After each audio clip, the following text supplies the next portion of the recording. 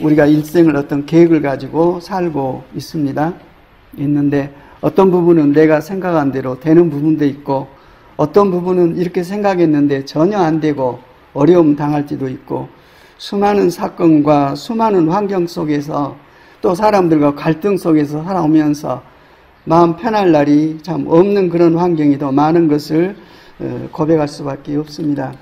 우리도 계획이 있는데 하나님도 계획이 있으십니다.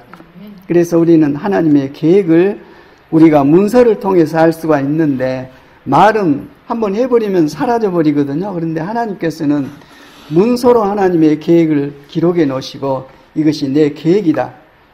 나는 이런 일을 시작했고 이렇게 진행하고 있고 이렇게 완성할 것이다. 너희도 내가 창조한 나의 피조물이다. 특히 모든 만물을 내가 창조했는데 너희에게만 나의 형상과 모양으로 창조해서 생명을 너희 안에 부어서 내 영광을 누리고 내 뜻을 행하면서 복을 누리고 살 수 있도록 창세기 1장 2장 보면은 창조 과정이 쭉 기록되어 있죠. 거기에 보면은 사람을 만드시고 아담에게 하신 말씀이 생육하여 번성하고 땅에 충만해라. 또 땅을 정복해라. 그리고 땅에 있는 모든 것들을 네가 다스려라. 네가 책임자다. 네가 왕이다. 내가 너에게 다 줄 테니까 네가 이것을 다스리고 네 기쁨이 아니라 내 기쁨을 이루어라. 우리가 자식을 낳을 때도 기쁘게 자식을 낳는데 이 자식이 내 뜻하고는 전혀 상관없이 골칫거리가 된다면 부모의 마음이 어떻게 되겠습니까? 하나님께서 우리를 향해서 똑같은 마음을 갖고 계십니다. 다행히 너무나도 감사한 것은 나는 인간은 능력이 없어요. 마음을 있지만은 그 다 펼칠 수가 없습니다. 내가 모든 뜻들을 내 마음대로 했다면 무슨 부족함이 있겠습니까? 참 많은 어려움과 문제들이 있습니다. 그러나 하나님께서는 전지전능하십니다. 죽은 자도 살려내시고 없는 것도 있게 하셔서 당신의 필요를 채우셔서 특히 하나님의 자녀들에게 공급하셔서 하나님의 살아계심을 나타내십니다. 우리가 죄짓기 전에는 하나님과 함께 살았습니다. 같이 얼굴을 대면하고 살았어요. 그러나 죄짓고 나서는 하나님과 관계가 떨어져서 에덴 동산에서 그 낙원에서 쫓겨나가서 이제는 죄 짓는 사람이 받는 그 고통을 일생 겪으면서 살아가게 됐습니다. 그래 그 죄를 통해서 내 자신의 본체를 깨닫고 내가 하나님 앞에 죄인이란 것을 깨닫고 그 고통 속에서 하나님을 바라보고 하나님을 찾을 때에 하나님께서 당신을 나타내시고 우리를 구원해주시고 회복하시는 사랑의 역사를 펴가고 계십니다. 오늘 우리가 함께 들을 말씀을 보면은 우리가 누군지를 가르치십니다. 그리고 하나님의 마음이 어떤 마음이신지를 이 말씀을 통해서 기록을 해놓으셨습니다. 한마디로 하나님이 너무 고통스러워 하십니다.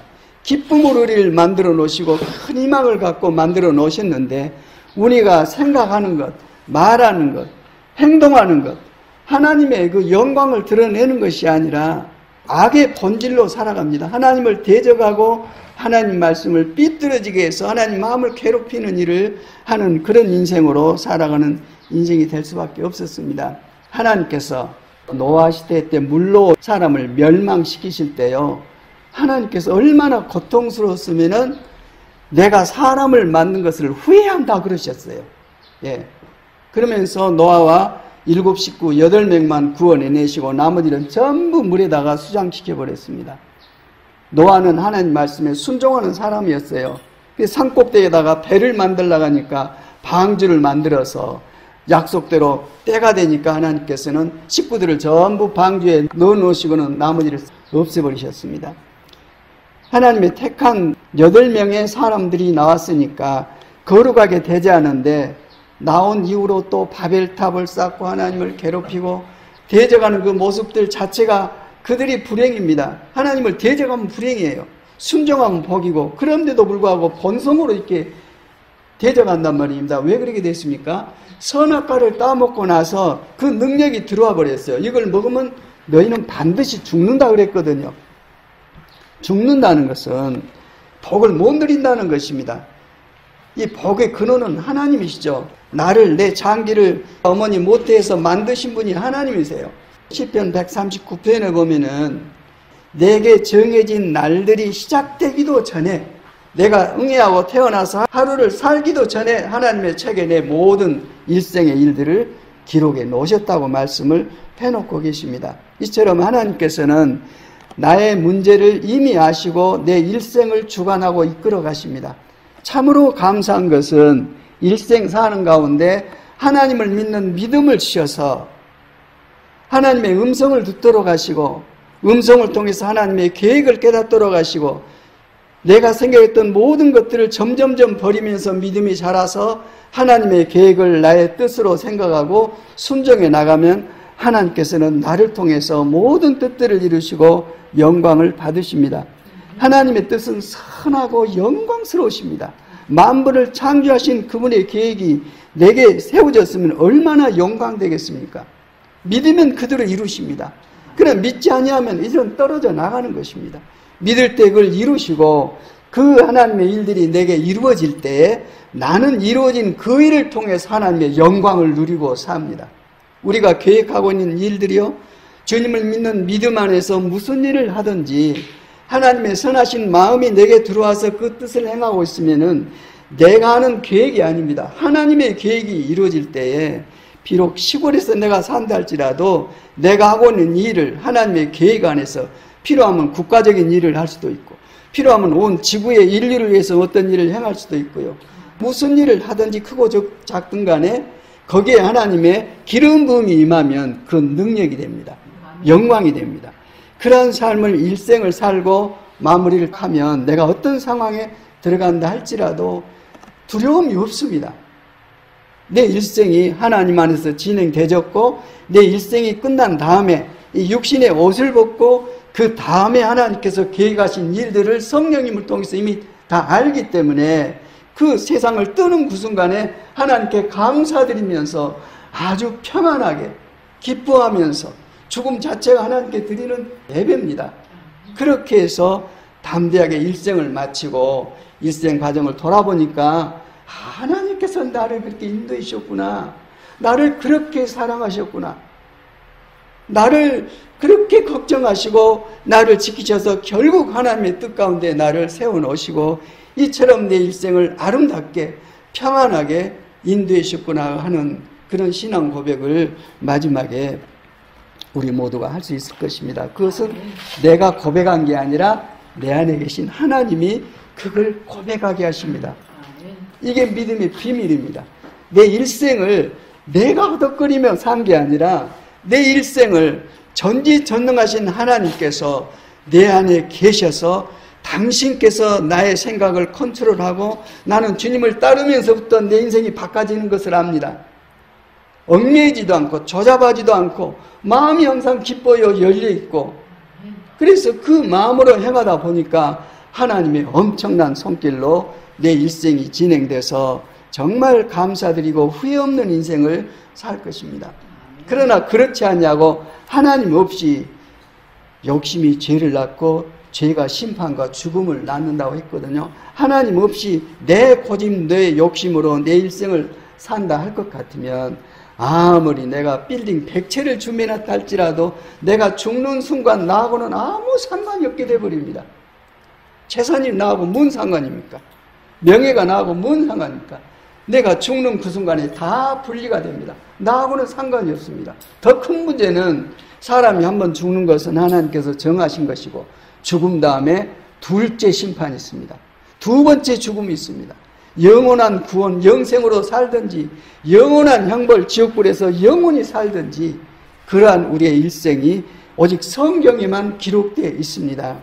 예, 제가 가끔 만나는데도 늘 믿음으로 산 권사님이 계신데 몸이 좀 불편해서 진찰을 해봤더니 암 사기가 돼서 방법이 없다고 그랬대요.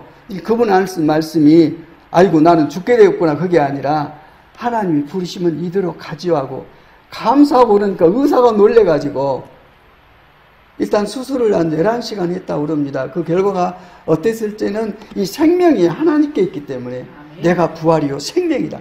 내가 생명이다. 나를 영접해서 나를 믿는 믿음으로 살면 내가 네 생명이기 때문에 네 생명은 내가 주관한다. 하나님은 죽지 아니하시거든요. 그래서 나를 믿는 자는 죽어도 살겠고 살아서 나를 믿는 자는 영원히 죽지 아니한다. 왜? 내가 네 생명이기 때문에 너는 결코 죽지 아니한다고 주님께서 말씀하셨고, 주님을 믿는 사람만 그걸 믿습니다. 예. 주님을 믿지 않은 사람은 이게 뭔 뚱딴지 같은 소리냐고 무시해버리지만, 주님을 믿는 사람은, 주님의 양은 목자 대신 주님의 음성을 듣습니다. 예. 여기 오늘 말씀을, 내용은 간단합니다. 간단한데 말씀을 쭉 들어보면 내가 지금 어떤 상태인지 하나님께서는 말씀으로 거울로 딱 비춰주십니다. 네가 지금 이런 상태다. 네 지금 마음 평안하고 기쁘냐? 행복하냐? 하면서 그걸 비춰주십니다. 이게 율법이기도 하고 하여튼 예수님을 믿도록 하기 위해서 나 자체를 보여주십니다. 그래서 하나님의 은혜를 입으면 아, 내가 잘못됐구나. 내게 하나님이 필요하구나. 내게 예수님이 필요하구나. 하고 주님을 믿는 믿음을 열어주셔서 주님을 모시도록 합니다. 그냥 말로 모신 게 아니라 내 마음을 열어서 주님을 내 안에 모셔드리면 주님께서는 내 안에 들어오셔서 내 안에 거하시면서 내와 함께 내 일생을 사십니다. 주님께서 십자가에 달리신 그 목적이 뭐냐? 깨어있으나 자고 있으나 항상 나와 함께 살고 싶으셔서, 왜 죄인된 나하고 거룩하신 하나님하고 같이 만나는 순간 나는 죽습니다. 그 자리에 심판을 받아요. 그런데 예수님 믿는 믿음 안에서 주님의 십자가를 지신 보혈로 죄 씻음을 받고 주님을 모셔드리면 주님께서 내 생명이 되셔서 나를 주관하시고 나를 보장하시고 나를 지키시고 나를 하나님의 뜻 가운데 계획하신 일생동으로 인도하시는 그 영광을 경험을 하게 됩니다. 여기 이사야서 구약 말씀인데요. 6장 1절 한번 읽어봅시다. 시작. 우시야 왕이 죽던 해에 나는 높이 들린 보좌에 앉아 계시는 주님을 배웠는데 그의 옷자락이 성전에 가득 차 있었다. 아멘, 아멘. 하나님을 만나야 믿게 됩니다. 하나님을 만나지 아니하면, 예수님을 만나지 아니하면 아무리 좋은 얘기를 해도 그분을 알 수가 없습니다. 그분을 알아야 믿고 믿어야 사랑을 하고 연합되고 그분의 영광을 누리게 되는데 알지 못하니 만난 경험이 없거든요. 그러니 결국 분리돼서 살다가 결국 마지막 심판 때도 분리돼서 하나님과 같이 사랑하는 그 영원한 영생의 삶이 아니라 분리돼서 영원히 죽지 아니한 지옥불로 떨어질 수밖에 없습니다. 그런데 이 이사야 이분이 이 말씀을 기록했거든요. 이게 보고 들은 것을 기록을 해놨습니다. 뭐라고 해놨냐? 이분이 하나님을 봤어요. 언제 봤냐? 우시야 왕이 죽던 해, 이 우시야 왕은 유대 지역의 왕입니다. 유대 나라의 왕인데 처음에는 하나님 말씀에 잘 순종해서 하나님의 기쁘심을 따라 살았는데 왕이 되고 왕으로서 행동을 하다 보니까 밑에 전부 자기에게 순종을 하거든요. 문제는 그때 조심히 하는데 교만에 빠져가지고 하나님께서는 왕, 제사장, 선지자를 따로 세워서 기름을 부어서 하나님의 뜻들을 이루도록 그 은혜를 베풀으시고 역사를 주관하시는데 이 왕이 하나님께 제사 예배드리러 가서 제사장을 제쳐놓고 자기가 나가서 분향을 하려고 그랬어요. 그러니까 제사장들이 왕이시여 그러시면 안 됩니다. 이건 하나님의 뜻에 거슬립니다. 그러니까 너희와 나하고 뭔 상관이야. 내가 왕인데 너희 목숨이 내 손에 달렸는데 너희가 나를 건드냐고 고집해서 왕이 분향을 하려고 하는 순간에 그 몸에 문둥병이 들어왔습니다. 문둥병은 하나님의 저주를 받은 병이거든요. 이게 제사장들이 왕을 그 성전에서 내쫓았습니다. 그때부터는 왕으로부터 완전히 직분을 상실해가지고 따로 별궁에 있게 되고 아들이 대신해서 다스리게 됐는데 죽을 때까지 나병으로 있었고 죽은 다음에도 왕들이 묻혀있는 무덤에 묻지를 못하고 저주받은 곳에 따로 분리해서 묻었습니다. 완전히 버림을 받았습니다. 바로 그때 그 우시야 왕이 죽던 해에 하나님의 심판이 임한 그때에 나는 높이 들린 보좌에 앉아 계시는 주님을 직접 뵀다. 보니까 주님 앉아 계신 보좌로부터 주님의 옷자락이 성전에 가득 차 있었다고 그랬습니다. 주님의 보좌는 권세입니다. 권세 있는 그곳에 주님의 옷자락이 쫙 펼쳐져 있었습니다. 주님께서 임재해 계신 실제를 보게 된 거죠. 그뿐만 아니라 이 하나님 위로는 스랍들, 하나님을 가까이 모시고 있는 천사들입니다. 아주 가까이서. 이 스랍들이 주님을 위에서 모시고 있는데 천사들, 이 스랍들은 날개가 몇 개 있었다고요? 6개를 가지고 있었습니다. 6개를 가지고 있어요. 그리고 보니까는 이 날개 둘로는 얼굴을 가리고, 왜? 하나님을 직접 뵐 수가 없어요. 너무나도 거룩하시고 너무나도 위엄이 크시기 때문에 감히 얼굴을 뵐 수가 없어요. 그러니까 날개 둘로는 눈을 가리고 또 둘로는 발을 가리고 나머지 둘로 날면서 큰 소리로 찬양을 하고 있었습니다. 거룩하시다, 거룩하시다, 거룩하시다. 만군의 주님, 온 땅에 그의 영광이 가득하다 하고 찬양하는데 그 소리가 우렁차서 그 성전에 가득 채우고 우렁차서 성전의 문지방 터가 막 흔들리고 그 안에는 안개 같은 연기가 꽉 차 있으니까 얼마나 두렵겠습니까? 그 영광을 이사야 선지자가 보고 나서 두려움에 빠졌습니다. 그러면서 어떻게 부르짖었냐? 이제는 내게 심판이 왔구나. 하나님을 뵀으니 내가 죄인으로서 하나님을 뵀으니 나는 심판당해서 죽게 되었구나. 그러면서 자기 죄를 어떻게 고백을 하냐? 나는 입술이 부정한 사람인데 입술이 부정한 백성 가운데 살고 있으면서 왕이신 만군의 하나님을 만나 뵙게 됐다고 고백하고 있습니다. 죄의 근본이 어디서부터 시작됩니까? 말에서부터 시작됩니다. 말. 하나님께서는요, 우리가 하는 말을 그냥 내뱉는 말로 보지 아니하시고 기도로 보시고 반드시 응답을 하십니다. 입에서 어둡고 저주하고 불평하고 원망하고 나면요, 그대로 거기다 기름을 부어서 그 사람은 일생 피하지 못하고 그 속이 살아요. 자기가 말한 대로 삽니다. 거기다 기름을 부어버리거든요. 그러나 어렵고 힘들지만 어쩌면 억울하지만 축복하고 찬양하고 계속 소망의 말을 하게 되면 말할 때 혼자 말하면 좀 정신 나간 사람이죠. 되게 사람과의 관계 속에서 말해요. 그래서 누구로 인해서 내가 말하게 됩니다. 그런데 하나님께서는 그 사람이 어떻게 그 죄를 지어서 내가 그 말을 하든 안 하든 간에 그 사람을 본 게 아니라 말한 사람을 보세요. 하나님께서는. 그 말에 기름을 부으시고 응답을 해버리십니다. 그래서 너를 저주한 사람을 축복하라고 말씀해주고 있어요. 왜? 우리는 저주를 받아서는 안 되거든요.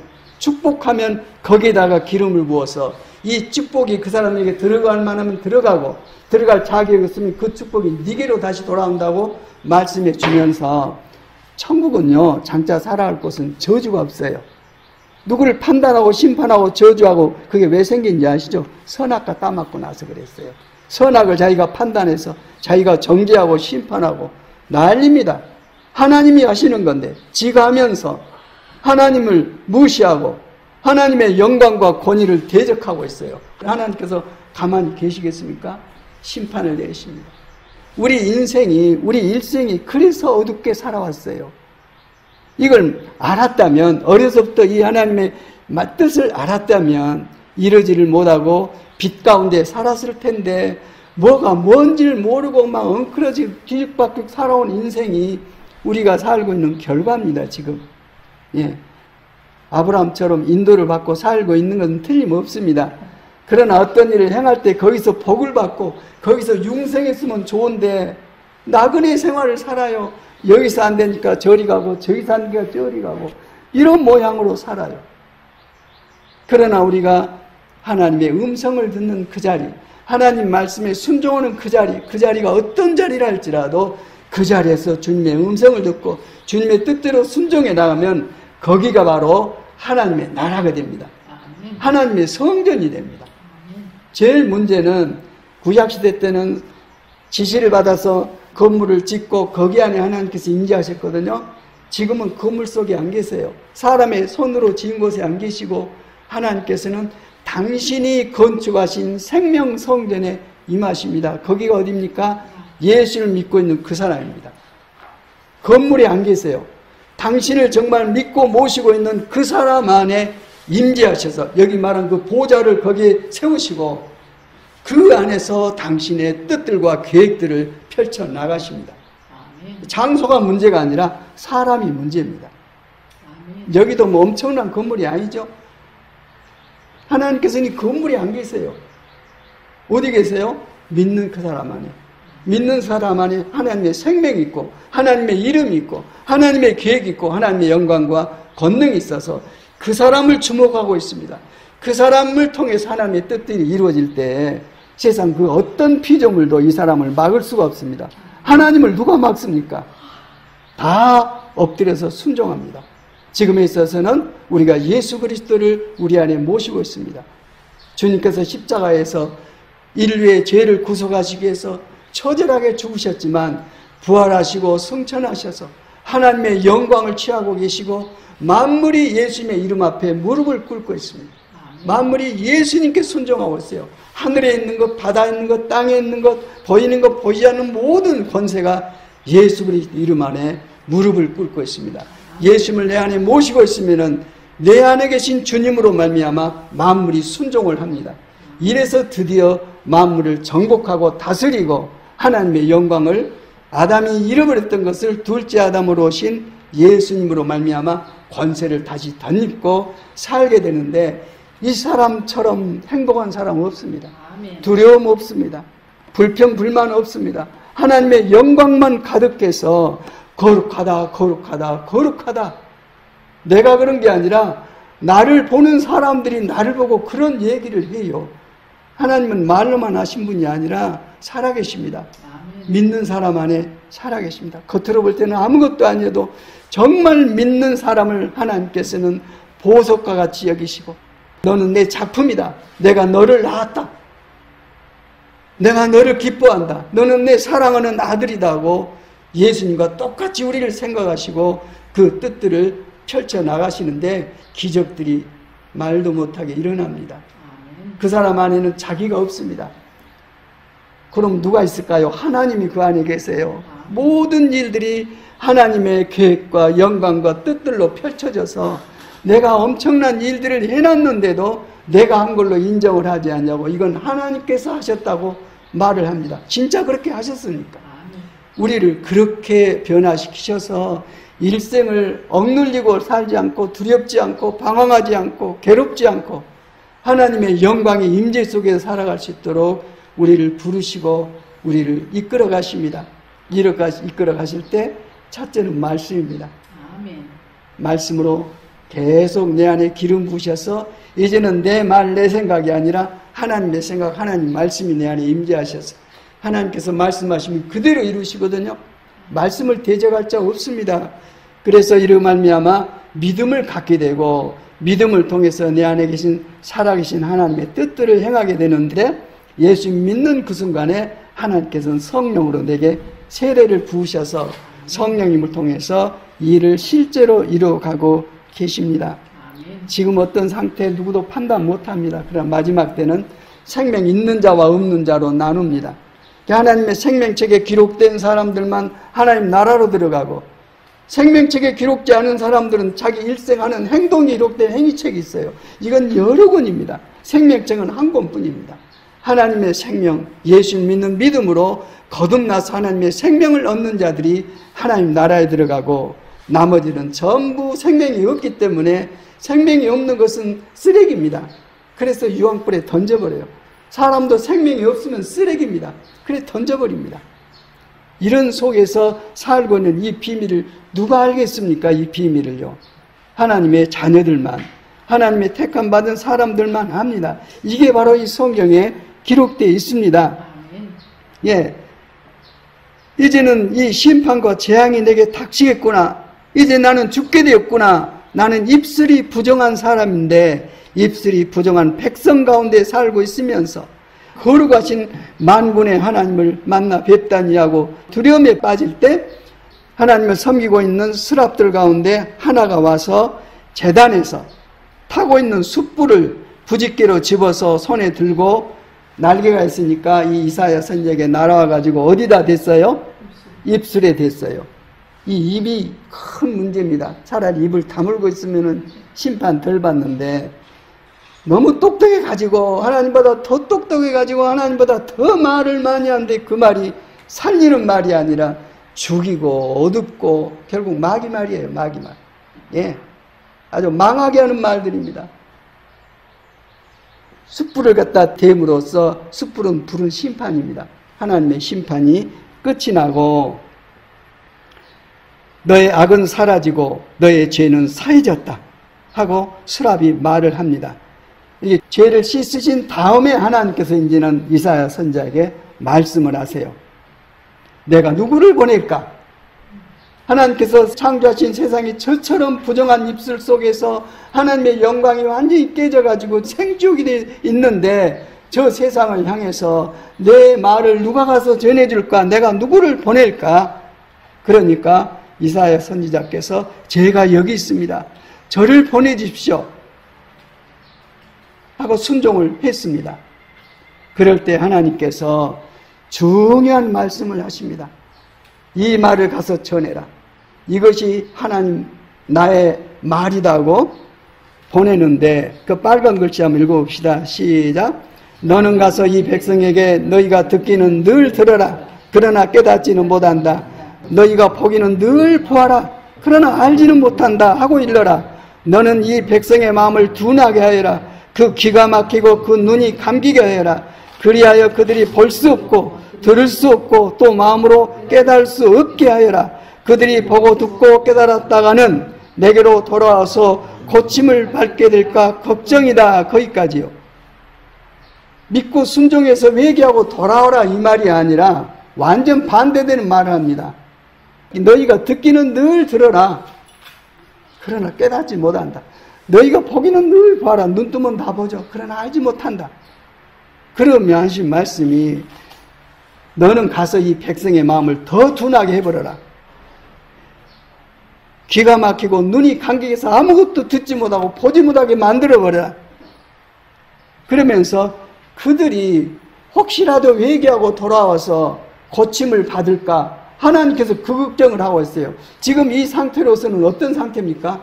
완전히 죄 가운데 빠져서 하나님으로서는 전혀 소망이 없는, 구원할래야 할 방법이 없는 그런 상황이 돼버렸어요. 그렇게 죄 가운데 빠져버렸습니다. 불신 가운데 빠져 있어요. 그럴 때 11절 한번 읽어봅시다. 11절 시작. 그때 내가 여쭈었다. 주님 언제까지 그렇게 하실 것입니까? 그러자 주님께서 대답하셨다. 성읍들이 황폐하여 주민이 없을 때까지, 사람이 없어서 집마다 빈집이 될 때까지, 밭마다 모두 황무지가 될 때까지 나 주가 사람들을 먼 나라로 흩어서 이곳 땅이 온통 버려질 때까지 그렇게 하겠다. 주민의 10분의 1이 아직 그곳에 남는다 해도 그들도 다 불에 타 죽을 것이다. 완전히 그냥 심판해서 없애버리는 것입니다. 예. 10분의 1? 우리는 10분의 1이 상당히 중요하죠. 대표성이 있고 수 중요하니까 그것도 없애버려라. 어떻게 된 겁니까? 하나님께서 완전히 심판해서 당신이 영광과 권능으로 창조한 만물, 특히 사람을 이제는 완전히 없애가지고 하나님께서 나는 내 계획이 실패했다고 선포하시란 그겁니까? 아니다 그 말입니다. 거기에 보세요. 파란 글씨 한번 읽어봅시다. 그러나 거기서부터 시작. 그러나 밤나무나 상수리나무가 자릴 때에 그루터기는 남듯이 거룩한 씨는 남아서 그 땅에서 그루터기가 될 것이다. 좁은 문으로 들어가라고 그랬어요. 넓은 문은 사람들이 넓어서 들어간 사람이 많지만 좁은 문으로 들어간 사람은 그 길이 협착하고 좁아서 극히 숫자가 적다고 말씀해주고 있습니다. 하나님의 택함 받은 사람들입니다. 거룩한 씨가 남아서 이들이 그루터기가 되어서 이들로 말미암아 다시 나의 나라가 이루어질 것이라고 말씀해주고 있습니다. 하나님께서 주신 기업에서 사는 그 백성을 다 흩어서 노예로 팔려가게 해라. 완전 박살이 나버립니다. 그때에 하나님께서는 일하십니다. 우리 일도 마찬가지입니다. 우리가 계획하고 있는 일들 적당히 버물러서 어떻게 되겠지 이런 상태가 아닙니다. 완전히 주권이 나에서 하나님에게로 돌아가가지고 하나님께서만 이 일을 하실 수 있습니다. 하나님께서 순종하겠습니다. 하고 그럴 때에 그 사람을 통해서 다시 시작을 하겠다고 말씀을 하시는 것입니다. 내가 살아있어서는 안 됩니다. 죽으려면 내가 살아있으면 됩니다. 그러나 살려면 내가 죽어야 됩니다. 그래서 주님께서 누구든지 나를 따르려거든 자기를 부인하고 날마다 자기 십자가를 지고 날마다 죽은 상태로 살아라. 어떤 문제를 통해서 너 드러내서 뻣뻣하니 소리치지 말고 주님 앞에서 순종해서 그 안 좋은 상황이 올 때에 하나님께서는 완전하시거든요. 난만 원한 것만 다스리는 게 아니라 어둠도 똑같이 다스리세요. 우리 모든 일생을 그렇게 다스리고 계시고 구약에 보면요. 안 좋은 나라의 왕을 사용해서 하나님의 택한 백성을 벌을 주기도 하시고 전부 주관을 하십니다. 내 일생 살아온 내 과정요. 내 마음대로 된 것 같죠. 믿음으로 돌아보고 말씀으로 돌아오면 하나님께서 다 통치하시고 다스리고 주관하셔서 여기 와 있습니다. 여기에. 예.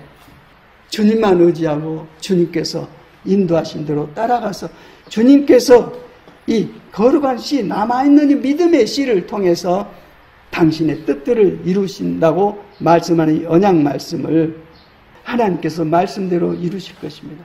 하나님만 선하세요. 의로운 사람 인간은 없습니다. 하나님만 선하십니다. 그런데 그 하나님은 거룩하신 선하신 하나님을 내가 부인하고 산다는 자체가 얼마나 처참한 일인지 말로 할 수가 없습니다. 로마서 3장 10절에 의인은 없나니 한 사람도 없다. 이렇게 성경에 기록됐다고 합니다. 깨닫는 사람도 없고 하나님을 찾는 사람도 없다. 모두가 곁길로 빠져서 쓸모가 없게 되었다. 선한 일을 하는 사람은 없다. 한 사람도 없다. 나 자신을 돌아볼 때 남은 참 저 사람 바람직하다 하는데 내 자신이 돌아볼 때는 선한 것이 없더라고요. 예, 선한 것이 없어요. 그러니 나는 죽을 수밖에 없고 내 안에 계신 하나님으로 말미암아 살 수밖에 없습니다. 이런 사람들에게 마태복음 3장 11절 보면은 예수님의 제자들을 향해서 예수 믿는 믿음으로 따라온 제자들을 향해서 주님께서 하신 말씀입니다. 너에게는 하늘나라의 비밀을 아는 것을 아버지 하나님께서 허락해 주셨지만 다른 사람들에게는 그렇게 해주지 않으셨다. 그래서 이걸 깨닫고 순종하는 사람은 더 받아서 차고 넘칠 것이고 가지지 못한 사람은 처참하게 뺏기고 다 상실될 것이다. 아무리 노력하고 있어도 전부 무너지고 기초가 없기 때문에 머리에 세운 집처럼 바람이 불고 물결이 흘러가면 전부 무너지는 그런 상태가 돼버릴 것이다. 그러면서 예수님 당시도 그랬어요. 예수님이 누구신지 알았다면 저렇게 처참하게 저주를 해서 십자가에 못 박았겠습니까? 그 상태에 대해서 예수님께서 이사야 선지자가 했던 말을 그대로 인용해서 하고 계세요. 지금 유대인들이 그러고 있습니다. 하나님 말씀을 맡고 있는, 하나님을 안다고 하는 그들이 보아도 보지 못하고 들어도 듣지 못하고 깨닫지도 못하기 때문에 내가 비유로 말을 해서 깨닫는 사람만 깨달을 수 있도록 마음을 열어서 깨닫게 할 것이라고 말씀하시는 것입니다. 이것은 이사야의 예언이 그들에게 이루어지는 것이다. 너희가 듣기는 들어도 깨닫지 못하고 보기는 보아도 알아보지 못할 것이다. 이 백성의 마음이 무디어지고 귀가 먹고 눈이 감겨 있다. 이는 그들로 하여금 눈으로 보지 못하게 하고 귀로 듣지 못하게 하고 마음으로 깨닫지 못하게 하고 돌아서지 못하게 하여서 내가 그들을 고쳐주지 않으려는 것이다. 은혜를 입은 자, 은혜를 입혀가지고 예수 믿도록 한 사람들에게만, 제자들에게만 이 비밀을 보여주시고 나머지는 하나님의 음성을 듣지 못한 것이 심판입니다. 막아버립니다. 하나님과의 관계를 복을 누릴 수 없도록 막아버립니다. 예. 그러면서 제자들에게 16절 한번 읽어봅시다. 그러나 그래서부터 시작. 그러나 너희의 눈은 지금 보고 있으니 복이 있으며 너희 귀는 지금 듣고 있으니 복이 있다. 그러므로 내가 진정으로 너희에게 말한다. 많은 애언자와 의인이 너희가 지금 보고 있는 것을 보고 싶어 하였으나 보지 못하였고 너희가 지금 듣고 있는 것을 듣고 싶어 하였으나 듣지 못하였다. 성경이 하나님의 아들 그리스도 예수를 믿는 믿음으로 생명을 얻고 구원받는 내용이 성경 내용입니다. 예수님 제자들은 그분이 바로 보고 있어요. 그냥 음성으로만 듣게 있는 게 아니라 보고 있고 같이 먹고 같이 어떤 일하고 그러셨어요. 우리가 정말 믿음이 있고 믿음의 길로 살고 있다면 제자들하고 똑같이 주님과 함께 삽니다. 우리를 버리지 아니하십니다. 보라 세상 끝날까지 내가 너희와 항상 함께 있겠다고 누가 했습니까? 부활하신 예수님이 그렇게 말씀을 하셨습니다. 그러시면서 나를 따라오려고 하는 사람은 자기를 부인하고 날마다 자기 십자가를 지고 나를 따라오너라. 사도 바울도 예수님을 핍박했다가 예수님 만나고 나서 예수님께 일생을 바친 분입니다. 그분이 부활장에서 이런 얘기를 해요. 형제자매 여러분, 나는 감히 단언합니다. 나는 날마다 죽습니다. 그 학문적으로나 지식으로나 권세로 아주 능력 있는 사람이 나는 날마다 죽는다고 드디어 자기를 부인하고 예수님을 생명과 능력으로 얻고 하나님의 복음을 전하는 영광스러운 삶을 살았습니다. 이것은 우리 주 예수 그리스도께서 여러분에게 하신 그 일로 내가 여러분을 자랑스럽게 여기는 것만큼이나 확실한 것입니다. 여러분도 그렇게 살고 있지 않습니까? 그렇게 살고 있다는 점에서 여러분이 자랑스럽습니다. 그런 말씀을 하고 계십니다. 그래서 이런 모든 과정 속에서 결국 예수 믿는 믿음으로만 죄사함 받습니다. 죄사함 받은 사람에게 죄사함 받았다는 도장을 찍으시는데 성령 세례를 주십니다. 요한은 물로 세례를 줬지만 예수님은 성령으로 세례를 주십니다. 그래서 예수 믿는 제자들에게 예루살렘을 떠나지 말고 내가 너에게 약속한 성령을 기다려라 해서 50일 만에 예수님께서 부활하셔서 며칠간 세상에 계셨어요? 40일간 세상에 계셨습니다. 그리고 제자들에게 나타나고 어떤 때는 500명이 모였는데 부활하신 예수님이 나타나 있어요. 그러니까 그 사람들이 부활하신 주님을 보고 믿게 됐죠. 그러면서 약속하신 성령을 기다려라 그러고 있을 때 120명, 500명이 봤는데 120명만 그 약속을 믿고 그 마가의 다락방에서 기다렸다가 드디어 성령 세례를 받고 거기서부터 하나님의 엄청난 나라와 영광과 복음이 선포가 돼서 하나님 나라를 증거하고 하나님의 뜻대로 이루어지는 기적 같은 일들을 펼쳐서 오늘까지 이루어지고 있는데 특히 우리 대한민국 이 조만한 나라 이 어려운 이 속에 하나님께서 이런 말씀의 은혜와 기름을 부으셔서 얼마나 많은 선교사들이 세상 곳곳에 나가서 하나님의 일들을 수행하고 있는지 모릅니다. 말씀 듣기를 원하면은 유튜브에 들어가면 아주 풍성해요. 이렇게 하나님께서 대한민국에 하나님의 말씀을 부으셔서 하나님의 마지막 때를 지금 진행하고 계시는구나. 그런 걸 깨닫습니다. 예. 마지막으로 로마서 8장 말씀에 가면은 중요한 게 있습니다. 믿음이 뭐냐? 예수 그리스도께서 내 안에 살아계신 것을 알고 그 믿음, 그 생명으로 사는 거죠. 머리로 상상이 아니라 내 안에 계신 분 생명에 대해 얘기해주고 있습니다. 내 생명이 아니라 이제는 생명의 주이신 예수님께서 성령님을 통해서 내 안에 계셔서 나와 함께 사시는 이 자체가 믿음 생활입니다. 이에 대해서 로마서 8장 10절에 보면은 그리스도께서 여러분 안에 살아계시면 여러분은 믿음이 있는 것이다. 또 예수를 죽은 사람들 가운데서 살리신 분의 영, 성령, 아버지의 영이 여러분 안에 살아계시면 여러분은 살아있는 것이라고 말씀해주고 있습니다. 실제로 하나님과 함께 살아야 됩니다. 같이 살지 아니하면 이런 경험과 이런 믿음이 아니면 우리 믿음은 가짜입니다. 아무리 훌륭하고 하려 해도 가짜입니다. 마지막 심판 때 나는 너를 도무지 알지 못한다고 하십니다.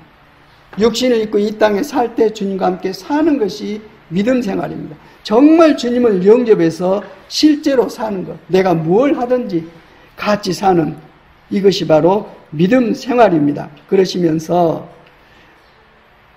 여러분이 육신을 따라 살면 죽을 것입니다. 그러나 여러분이 성령으로 몸의 행실을 죽이면 살 것입니다. 이런 말씀을 해주고 있고 성령을 따라 살면 성령님을 하나님의 자녀 삼으시는 영입니다. 성령을 내 안에 모시고 있을 때 하나님께서는 너는 내 자식이라고 하십니다. 그래서 우리가 하나님을 향해서 아빠 아버지라고 부르고 하나님의 자녀 삼으시는 성령님을 통해서 하나님께서는 내 안에 있는 내 영과 함께 성령께서 하나님의 자녀인 것을 증거해 주십니다. 그리고 맨 마지막 17절 읽고 마치겠습니다. 로마서 8장 17절 자녀이면 거기서부터 시작. 자녀이면 상속자이기도 합니다. 우리가 그리스도와 함께 영광을 받으려고 그와 함께 고난을 받으면 우리는 하나님의 정하신 상속자요 그리스도와 더불어 공동 상속자입니다. 아멘, 아멘. 네가 하나님의 자녀다 이 말이 뭐냐면 상속자다 이 말입니다. 자식이 아버지 하나님으로부터 재산을 상속받는데 하나님의 자식은 예수님 뿐입니다. 근데 예수님 믿는 믿음 안에서 예수님과 함께 똑같이 하나님의 자녀, 양자녀가 되어서 하나님의 나라를 상속받는 이것이 바로 하나님의 백성이고 주님을 믿는 사람들이고 살아계신 하나님이 믿는 사람에게 확증하고 보증하신 하나님의 나라이고 영광입니다. 누구를 통해서 보증하십니까? 내 안에 살아계신 성령님을 통해서 보증하십니다.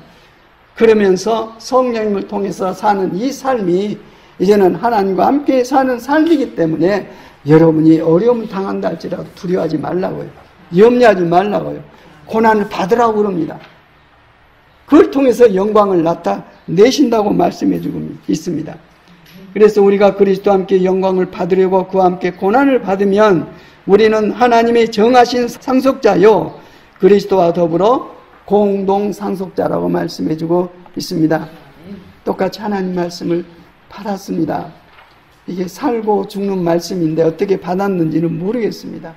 이 말씀을 하나님께서 감동을 시키셔서 생명으로 불어넣은 사람이 계시고 말씀을 들었지만은 귀가 막히고 마음이 굳어지고 눈이 막히고 해가지고 전혀 나하고 상관없이 돼 있는 상태 속에 있으면 내게 빨간불이 켜졌구나 하고 그러시면서 계속 개인적으로 말씀 보시고 특히 이 시간에 성령께서 주시는 말씀을 저도 듣고 모두 듣고 해서 말씀으로 말미암아 거듭나서 말씀으로 말미암아 하나님의 보증이 되고 말씀이 이루어지는 역사 하나님 나라의 엄청난 기적 같은 역사를 삶으로 실제로 누리면서 남은 삶이 얼마 남았는지 모르겠지만 힘차게 살아야겠습니다.